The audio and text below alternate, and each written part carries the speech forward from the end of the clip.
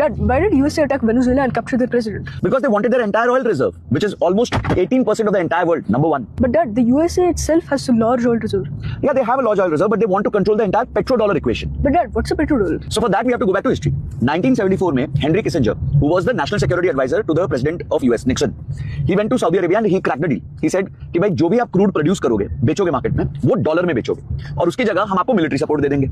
अब जैसे ही crude dollar में बिकेगा, तो डॉलर का डिमांड बढ़ेगा. तो यूएस ने डॉलर छापना चालू कर दिया, प्रिंट करना चालू कर दिया and dollar became the reserve currency of the world because पूरा क्रूड ऑयल का ट्रेड डॉलर में हो रहा था.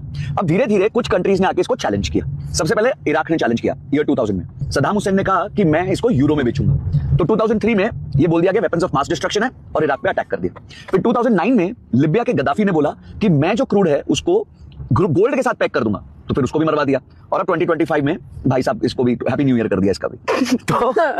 तो इसका हैप्पी न्यू ईयर हो गया. इशू ये था कि वेनेजुएला वाला कह रहा था कि मैं चाइना को भी बेचूंगा युआन में, मैं रशिया को बेचूंगा रूबल में, और वो ब्रिक्स में जुड़ना चाहता था. ब्रिक्स जो है Brazil, Russia, India, China, South Africa, इस ग्रुप में वेनेजुएला वाला जुड़ना चाहता था. Now BRICS controls 40% of the world GDP, right? So America was afraid that if Venezuela with so much oil reserve joins the BRICS, तो क्या होगा, सारी पावर इन लोग के पास आ जाएगी और धीरे धीरे डॉलर का माइट खत्म हो जाएगा. ये सारी वॉर इसलिए की जा रही है ताकि डॉलर को प्रोटेक्ट किया जाए, क्योंकि डॉलर प्रोटेक्ट नहीं होगा तो यूएसए प्रोटेक्ट नहीं होगा, क्योंकि यूएस चाहता है कि पूरा वर्ल्ड सिर्फ डॉलर पे काम करे. और हाँ, अभी कुछ दिनों के अंदर डोनाल्ड ट्रंप एक और कंट्री पे अटैक करने वाला है. Comment next if you want to know the next country.